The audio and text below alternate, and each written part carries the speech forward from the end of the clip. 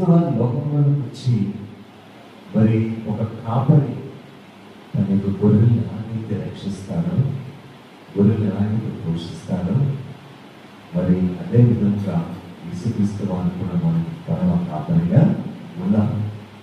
అందుకనే గొర్రెలు కొరకు నా ప్రాణాన్ని పెట్టడానికి నేను వచ్చానని చెప్తాను. దేవునికి భయపడగలుగుగా హల్లెలూయా.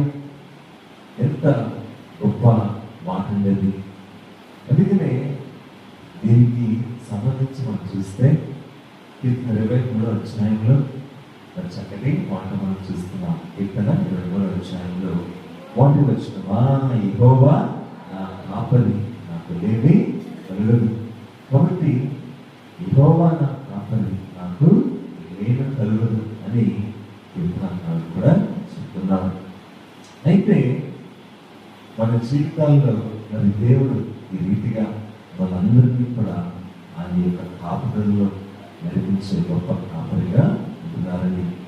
అందుకే ఇప్పుడే చదివిన వాక్యవాక్యములను మనం గమనిస్తే, నేను వాటి నెరుగుదును, నా గొర్రెలు నా స్వరము వినును, అవి నన్ను వెంబడించును, నేను వాటి నుంచి జీవనిచ్చున్నాను కనుక అది ఎన్నటికీ నశింపవు, ఎవడను వాటి నా చేతిలో నుండి అపహరించిన వాటిని మనం చూస్తున్నాం. నిజమే కదండి.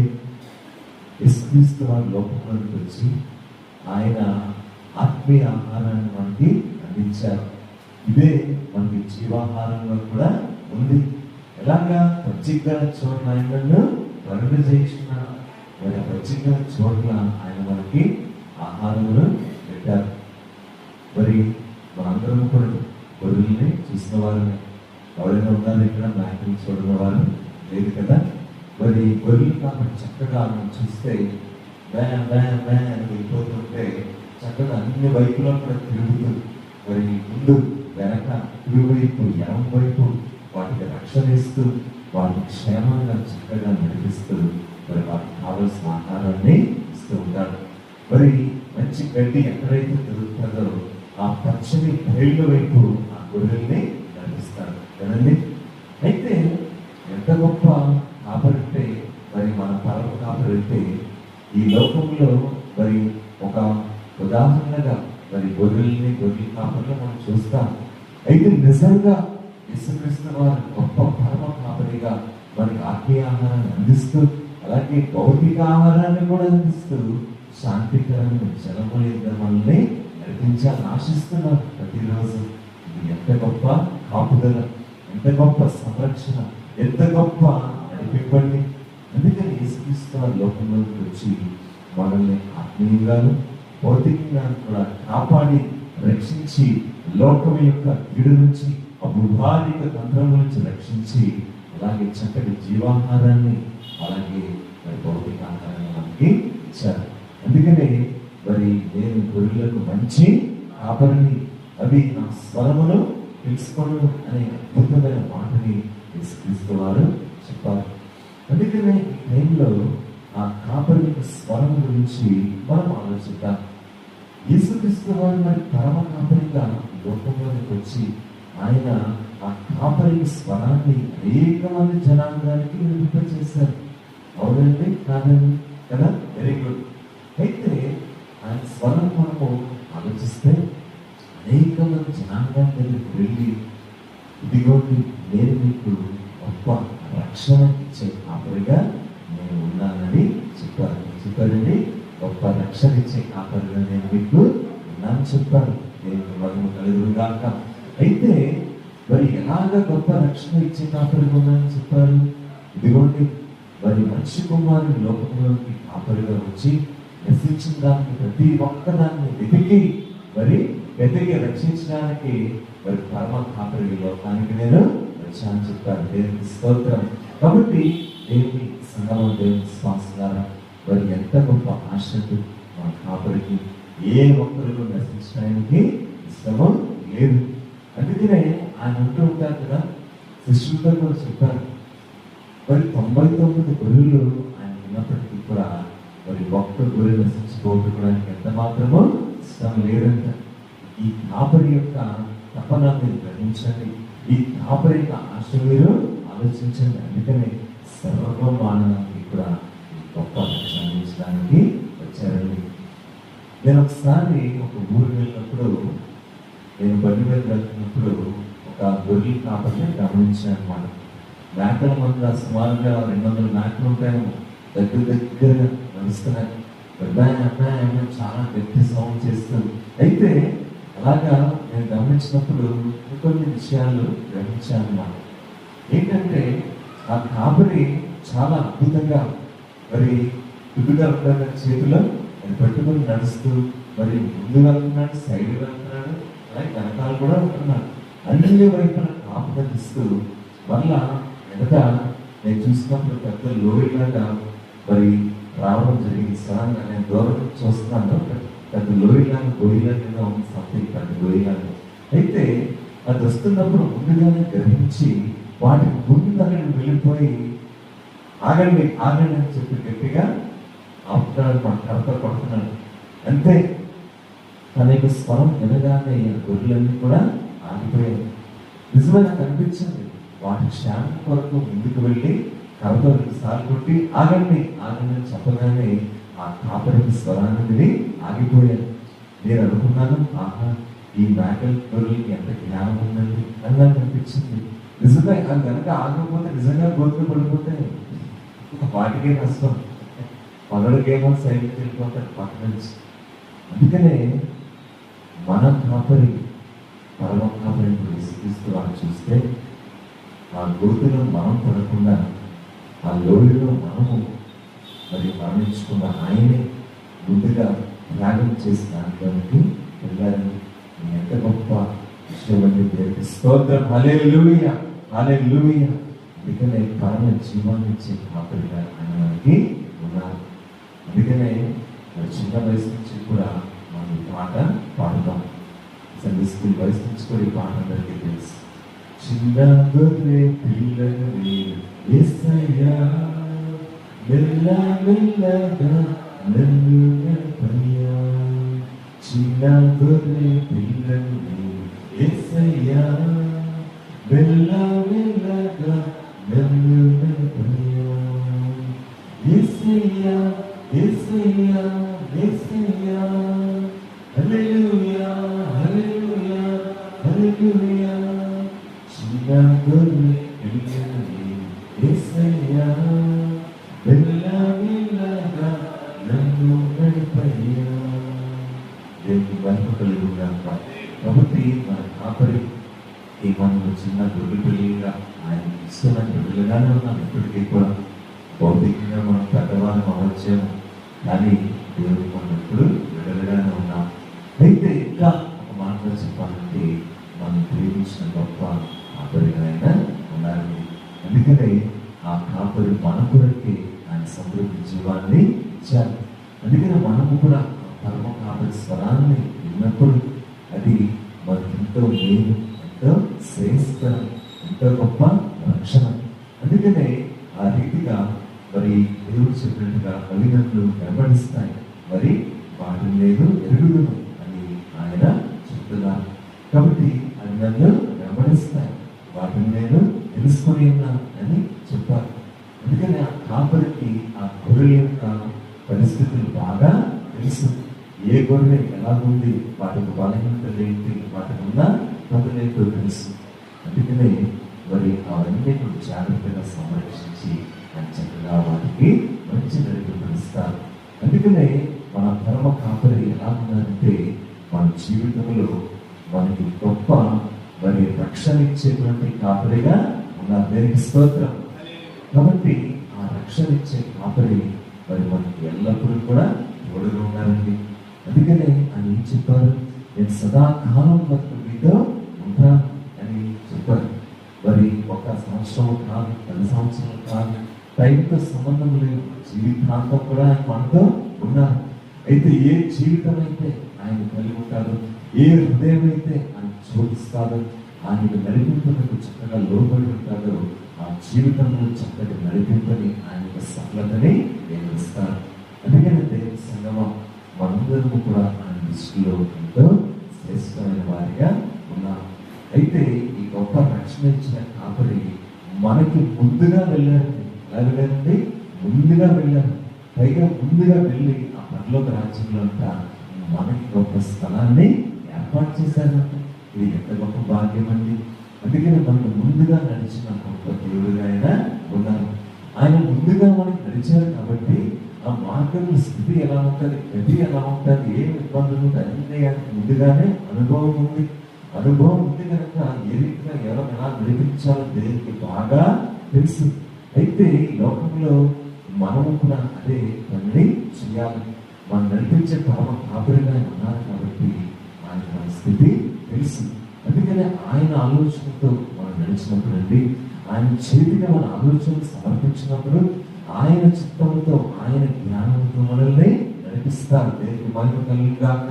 అందుకని లోకంలో ఆయన్ని వెంబడించి నశించిన వారు ఎవ్వరు కూడా లేరు. ఎవరు ఉన్నారు?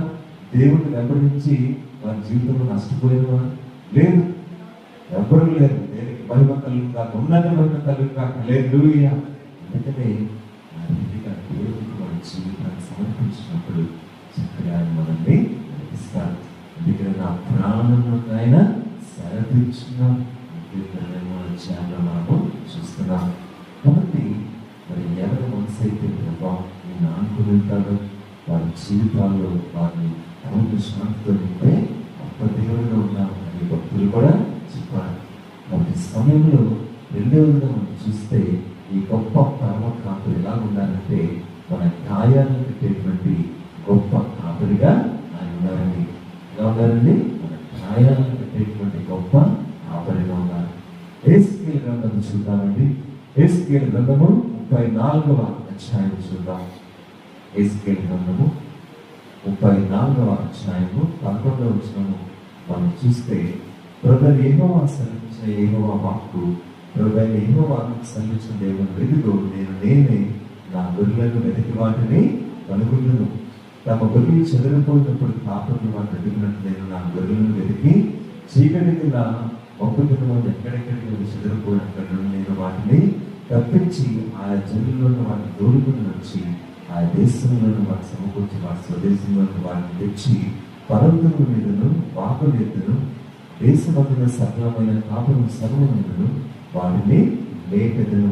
నేను మంచి మేతగల చోట వాటిని మేపెదను అని ఇక్కడ మరి భక్తులు చెప్తున్నారు. ప్రవక్త ఏం చెప్తున్నారంటే మరి ముఖ్యంగా నేను మంచి మేతగల చోట వాటిని మేపెదను. ఇశ్రాయేలు కొంత స్థలముల మీద వాటి తొట్టి ఏర్పడను, అక్కడ మంచి తొట్టిని పండుకున్నాడు. ఇశ్రాయేలు పర్వతంలో బలమైన మేతగల స్థలమందు అవి నేనే నా గొర్రెలను మేపి పరులను పెట్టుదను. ఇదే ప్రభువు యెహోవా వాక్కు. మరి దేవుడు తన యొక్క ప్రజలైనటువంటి ఇశ్రాయేలుని ఎన్నుకున్న సమయం నుంచి మరి వారి ద్వారా ఇంకా అనేక దేశాలకు రక్షణ మార్గాన్ని ఏర్పాటు చేసినప్పటి నుంచి కూడా దేవుడు అందరినీ కూడా ఆయన గొర్రెలుగా ఆయన ఎంచుకున్నారు. అయితే ఇక్కడ ఏమంటున్నారు ప్రవక్త ఎహెజ్కేలు? దేవుడు ఏం సెలవిచ్చారంటే ఉన్నతమైన స్థలముల యొక్క ఉన్నతమైన స్థలముల మీద వాటికి నేను మంచి ఆహారం ఇచ్చి వాటిని మేపెదనని చెప్తున్నాను. సరే, అలాగే మంచి చూడన వాటిని నేను పరుండ పెట్టదని అంటున్నాను.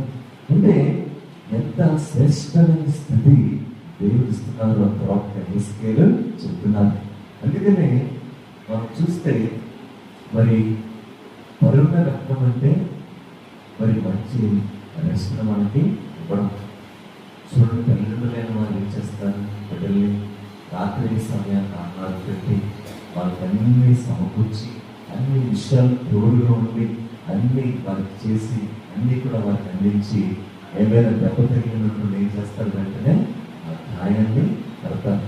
ఆ గాయం పోయేలాగా వాటిని రాసి బ్యాండేజ్ రాసి గాయాన్ని కడతారు. అలాగా వారి నొప్పిని బాధని తీసివేస్తారని అది ప్రేమలను తల్లిదండ్రులు చేసే పనులు. అలాగే లోకంలో మరి ఎవరు చేయకుండా ఉంటారు? ప్రేమలను తల్లిదండ్రులు కదండి. అలాగా మన దేవుడికి పరమ కాపరిగా మన గాయాలను పెట్టి ఆయన మనల్ని పండుగ చేయొచ్చుగా. ఇంకా ఎంత అద్భుతమైన విషయం అంటే ఆ గాయములకు నొప్పి ఆయన భరించారు. ఆ గాయం యొక్క సూదైన మరి విధానమైన లోతైన నొప్పిని ఆయన ముందుగా భరించారు. ఆ శిలువ మీద ఆ యొక్క మరి ఉన్న క్రీడల ద్వారా వల్లె పోటు ద్వారా దెబ్బల ద్వారా తెలుసుకున్నాను. అందుకని శాలమును వచ్చాను దేనితో గాయం చేయడానికి స్వస్థత కలుగుతున్నది. By my stripes you are healed. కాబట్టి ఇది ఎంత గొప్ప మాటని. అయితే మన జీవితంలో మనకు రెండు రకాల గాయాలు తగులుతాయి. ఒకటి మన ఆత్మీయ స్థితిలో హృదయానికి తగిలే గాయాలు, రెండు మన శరీరానికి తగిలే గాయాలు. అయితే రెండు రకాలైన గాయాలను కూడా స్వస్థపరిచే గొప్ప రక్షకుడుగా ఆయన ఉన్నారు కదండి. అందుకనే ఈ లోకంలో క్రీస్తు వారు వచ్చినప్పుడు మరి భౌతికంగా ఆధ్యాత్మికంగా గాయాలతో ఒత్తులతో పాటలు పట్టినప్పుడు దర్శించి, అమ్మ బాబు మీరు మానవద్దు, నేను మీకు శాంతి అనుభవిస్తా చెప్పి ఆయన మాటల ద్వారానే ఆయన గాయాలు ప్రేమ ద్వారా కట్టేస్తారు. ఆయన ప్రేమ వాడుతున్నట్టు దేవునికి స్తోత్రం, హల్లెలూయా. మరి ఆయన ప్రేమ వెనకేస్తారు కదా. అప్పుడు దెబ్బలతో ఏం రాస్తున్నారు, బెల్లం పోసి రాస్తున్నారు, చాలా చల్లగా. అది మరి మంచిగా శరీరానికి తగిలి నాలుగు భక్తుల్ని కలిగించారు. దేవుని ప్రేమ మన హృదయాలకి మరి గొప్ప బెల్లం పోస్తుంది. గొప్ప ప్రేమతో ఆయన గాయాల్ని పెట్టారు. అయితే మన గాయాలకు నొప్పిని తెలిసిన దేవుడుగా ఉన్నాను. మన గాయాలకు నొప్పిని తెలిసిన గొప్ప దేవుడు ఉన్నారు. దేవుడు మనకు కలుగుగాక. ఎందుకంటే ఏ కష్టం ఏంటో నాకు తెలుసు, ఏ కష్టం ఏంటో నాకు తెలుసు, నేను ఏ రీతిగా నలుగుతున్నాను నాకు తెలుసు అంటున్నాను. అందుకని ఆ ప్రేమ కాబట్టి మన బాధలు చెప్పుకున్నప్పుడు మరి ఆయన గొప్ప రక్షణ మనకి ఇస్తారండి. అందుకనే మరి అటు మరి భౌతికంగా కూడా చూస్తే ఈ లోకంలో మరి మనము ఎటువంటి కష్టంలో ఉన్నా సరే మరి ఆధ్యాత్మికంగా ఎలాగైతే మనకి ఈ లోకంలో కలిగిన పాపం అనే గాయాలు, శాపం అనే గాయాలు తగిలినప్పుడు ఆయన శిలువ రక్తం ద్వారా వాటన్నింటినీ మరి కట్టివేసి పూర్తిగా తుడిచివేసి వారిని ఉన్నతంగా పరిపూర్ణంగా స్వస్థపరిచారు. దేవునికి మహిమ కలుగుగాక. అయితే ఈ గొప్ప పరమ కాపరి మన జీవితంలో మన గాయాలను కట్టిన గొప్ప దేవుడుగా ఉన్నారు. అలాగే అన్ని వేళల్లో మన గాయాల్ని అంటే గొప్ప మంచి సమరుడిగా అయినా ఉన్నారు. అంతే కదా, మంచి సమరుడు ఏం చేశాడండి, ఆ గాయాలు ఎవరికైతే తగిలాయో ఆ వ్యక్తిని దర్శించి మనకున్న కష్టము, ఆ యొక్క దప్పిక, ఆ యొక్క నీరసము, ఆ నొప్పి బాధలు చూసి మరి చలించలేక వెంటనే స్పందించి ముందు వాళ్ళ కాక వెంటనే గాయాన్ని పెట్టండి. అందుకనే మరి మంచి సమరుని వల్లి గాయాన్ని పెట్టే పరమ కాపరిగా ఆయన ఉన్నారు. కాబట్టి మన ఆశ్రయము మన పరమ కాపరి. అది మన గాయాన్ని పెట్టిన దేవుడు అన్ని వేళల మనకి గొప్ప రక్షణ ఇస్తారండి. అందుకనే దేవుని సంగమం మనం ఆయన మీద ఆధారపడి మన జీవితాల్లో ఆయన్ని వెంబడించినట్లయితే మన జీవితాల్లో గొప్ప కృపని మనము పొందుకుంటాం. అదే రీతిగా మనము హెబ్రీ పత్రిక 13వ అధ్యాయము 20-21 వచనం చూద్దాం. హెబ్రీ పత్రిక 13వ అధ్యాయము 20-21 వచనం. గొర్రెల గొప్ప కాపరి యేసు మన ప్రభువులు నిత్యమైన నిబంధన సంబంధములు రక్తమును బట్టి మృతులలో లేకుండా సమాధానం అంటే దేవుడు యేసుక్రీస్తు ద్వారా తన దృష్టికి అనుకూలమైన దానిని మనలో జరిగించు ప్రతి మంచి విషయములోను తన చిత్త ప్రకారం చేయుటకు మేము సిద్ధపరచును గాక. యేసుక్రీస్తు యుగయుగములకు మహిమ కలుగును గాక. ఆమేన్. అలాగే మరి పత్రిక పాఠ్యభాగంలో మన సువార్తలో చూసాం, పాఠమైన పాఠ్యభాగంలో చూసాం. అలాగే పత్రిక పాఠ్యభాగంలో కూడా హెబ్రీ పత్రిక 13వ అధ్యాయం 20-21 వచనాల్లో ఎలాగా మన గొర్రెల గొప్ప కాపరిని యేసు మనకి నిత్యమైన నిబంధన సంబంధము రక్తమును బట్టి వారి మృతుల్లో నుండి లేపిన గొప్ప రక్షకుడిగా, అలాగే మనకి సమాధానాన్ని ఇచ్చిన మరి క్రీస్తుగా ఆయన మనకి అన్ని విషయాల్లో ఉన్నారు అనే విషయాన్ని మనము గమనిస్తున్నాం. దేవునికి మహిమ కలుగుగా. హల్లెలూయా. అందుకని ఈ పరమ కాపరిగా మరి ఆ కాలంలో, గడిచిన కాలంలో, ఇప్పుడు ఎప్పటికీ కూడా మనతో ఒక నిబంధన ఆయన చేస్తున్నారు. అందుకే దీన్ని ఇంగ్లీష్లో నిబంధనని కావినెంట్ అని అంటారు. దీనికి మూలం ఏంటంటే హెబ్రీ భాషలో బెరేషిత్ అనే మాటల నుంచి తీయబడ్డారు. బెరేషిత్ అనగా కావినెంట్, తెలుగులో నిబంధన. ఏంటా నిబంధన అంటే ఆయన సమాధానాన్ని పునరుద్ధానం ద్వారా సదాకాలం వరకు మనకి ఏర్పాటు చేసిన దేవునికి మహిమ కలుగుగాక. హల్లెలూయా. అందుకని ఈ కాపరిలో సదాకాలం వరకు మనకి గొప్ప రక్షణ మార్గము ఏర్పాటు ఏర్పాటు చేయబడ్డాడు. అలాంటి స్థిరమైనటువంటి రక్షణ మనకు దేవుడు అనుగ్రహించాలి. అందుకనే మరి ఆ గొప్ప కాపరి ముఖ్యమైన నిబంధన మనకి చేశారు. ఈ నిబంధనలో మనము ఒక్కసారి నిలిచి ఉన్నామంటే మనం అలాగే నిలిచిన తర్వాత ఎల్లప్పుడూ కట్టుబడి ఉంటే, ఆయన విధేయులు ఉంటే డెఫినెట్ గా ఆయన గొప్ప కార్యాలు, ఆయన శ్రేష్టమైన దీవులు, ఆయన ప్రత్యేకమైన విషయాలు, ఆయన కృపగలిగిన దీవులను మనకి బహుగా దేవుడు మన జీవితాల్లో ఉమ్మరిస్తారు. దేవుడు మహిమ కలుగుగా, దేవుని స్తోత్రం కలుగుగా. కాబట్టి అది మన యొక్క విశ్వాసం అండి. అందుకని మన జీవితాల సమయంలో మరి ఎటువంటి పరిస్థితుల్లో ఉన్నా సరే, మరి మనకి సదాకాలం మనకి నిబంధన ఏర్పాటు చేసిన దేవుడు మనకి గొప్ప రక్షకుడుగా ఉన్నారు. Great saviour, our shepherd is great saviour in all the aspects of our life. మన రక్షకులు మనకి గొప్ప కాపరిగా అన్ని విషయాల్లో ఉన్నారు. కాబట్టి మన చింత యావత్తు ఆయన వేసినప్పుడు ఆ భారాన్ని ఆయనే మోస్తారు. ఎందుకంటే మనందరినీ ఆయన ఎంతగానో ఆయన తన యొక్క కౌగిటిలో మరి చక్కగా చేర్చుకొని ఆదరించి పరమ తండ్రిగా మరి కలిగిన ఆయన ప్రేమ మనకుంది. అయితే మరి దేవుని సంగమా, మరి తండ్రి అయిన దేవుడు, మరి యేసుక్రీస్తు వారి పరిశుద్ధాత్మ త్రియేక దేవుడు మరి ఎల్లప్పుడూ కూడా మనకి తోడుగా ఉంటారు. అది ఇదిగో నేను సదాకాలం వరకు మీకు తోడుగా ఉన్నాను చెప్తున్నారు. కాబట్టి ఆ నిబంధనలో ఎప్పుడు కూడా మనం నిలిపే దేవుడిగా ఉన్నారు. అయితే ఈ లోక పరిస్థితుల్లో మనం చూస్తున్నాం, ఎంతో మరి చాలా విచిత్రంగా అలాగే ఊహించని రీతిగా ఉంటూ ఉన్నాయి. మరి ఎప్పుడు ఏం జరుగుతుందో మనకి తెలియదు.